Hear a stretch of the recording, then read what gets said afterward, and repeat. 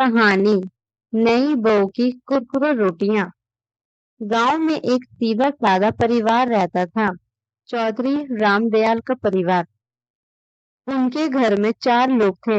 रामदयाल जी, उनकी पत्नी सरोज देवी, बेटा राजू और अब नई बहू सपना। सपना कभी कुछ ही दिन पहले ब्याह कर इस घर में आई थी। बहुत ही सीधी सादी, शर्मीली और मेहनती लड़की थी। उसकी हंसी में मिठास थी और बातों में नम्रता। घर में सब उसे बहुत पसंद करने लगे थे। लेकिन एक परेशानी थी, उसकी रोटियां। जब भी सपना रोटियां में रोटी बनाती तो वह या तो जल जाती या इतनी कुरकुरी की तोड़ने ही चूर चूर हो जाती। पूरे घर में कोई कुछ नहीं कहता, लेकिन सब मुस्कुराते जरूर थे। शादी के 2 दिन बाद सपना की पहली रसोई थी। सासू माँ ने कहा, बिटिया, आज तुम्हें सबके लिए खाना बनाना है। सपना ने सिर हिलाया और जल्द ही रसोई में चली गई। उसने सब्जी तो ठीक बना ली, लेकिन जब रोटियां बनाने लगी तो बात बिगड़ गई। पहली रोटी बेलते ही फट गई, दूसरी रोटी चिपक गई, तीसरी जल गई और चौथी ऐसी कुरकुरी हुई कि उठाते ही टूट गई। जब खाने का समय आया, सपना शर्म पानी पानी थी। सास ने पहला निवाला लिया और मुस्कुरा दी। बिल्कुल कुरकुरे रोटियां हैं बहू की जैसे नमकीन। राजू, उसका पति, हंसते हुए बोला, अम्मा, लगता है बहू हमें कुरकुरे खिला रही है रोटी की जगह। सपना चिंप गई, लेकिन सबने हंसी मजाक में बात टाल दी। सपना ने ठान लिया, अब मैं अच्छी रोटियां बनाना सीखूंगी। सपना ने अगली सुबह जल्दी उठकर रसोई में जाकर सास से कहा, अम्मा जी, मुझे सिखा दीजिए रोटी बनाना। सरोज देवी मुस्कुराई, अरे बिटिया, ये तो बहुत आसान है, थोड़ी मेहनत और प्यार चाहिए। उन्होंने सपना को सिखाया, आटा गूंदना, बेलना, तवे की जांच पहचानना और रोटी को फुलाना। सपना रोज सुबह अकेले अभ्यास करने लगी। कई बार रोटियां फिर से जल जाती, कई बार अजीब आकृति की बनती, लेकिन सपना हार नहीं मानती। गांव की औरतें आपस में बात करती, सुना है चौधरी जी की बहू की रोटियां कुरकुरी बिस्किट जैसी होती हैं। दूसरी बोली, अरे रोटियां की बात छोड़ो, वह लड़की कितनी मेहनती है, हर काम में हाथ बटाती है।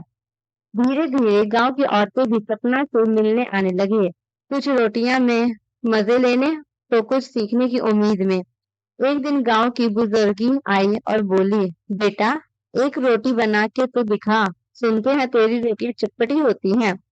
सपना ने हंसते हुए कहा, बुआ जी, अब तो कुछ सुधार आ गया है, अब कुरकुरी नहीं, फुल्कियां बनती हैं। बुआ जी ने खाकर सिर हिलाया, अब तो तेरी रोटियां मिठास वाली लगती है, मेहनत की खुशबू है इसमें। एक दिन सपना ने सोचा, अगर मैं कुछ नया करूं तो सबको रोटियां पसंद आने लगेगी। उसने रोटियों में तरह तरह के प्रयोग शुरू किए।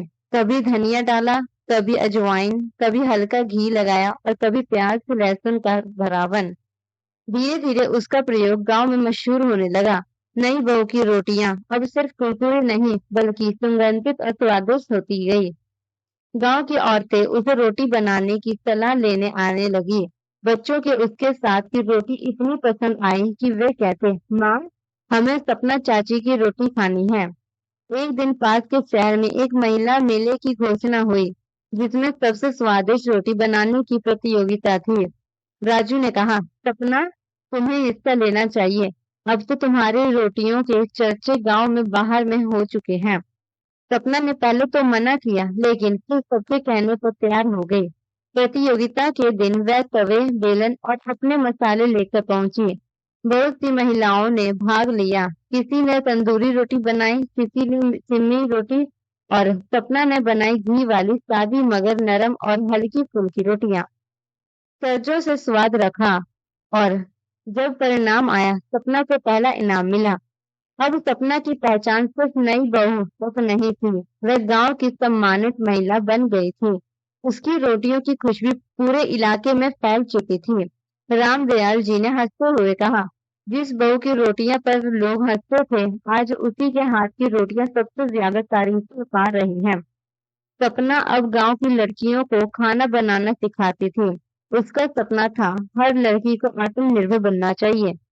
सपना ने एक छोटा सा काम शुरू किया, गांव की रसोई नाम से एक स्टॉल जहां वो अपने खास रोटियां, पराठे और पूरी बनकर बेचने लगी। लोग दूर दूर से आने लगे। अब उसकी रोटियां सिर्फ स्वाद नहीं देती बल्कि प्रेरणा भी देती हैं।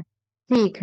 सपना की कहानी हमें ये सिखाती है कि अगर हम हार मान लें तो हम वहीं रुक जाते हैं, लेकिन अगर हम सीखते रहे, मेहनत करते रहे, तो वही कमजोरी हमारी ताकत बन जाती है। नई बहू की रोटियां अब सिर्फ एक मजाक नहीं, एक मिसाल बन गई थी।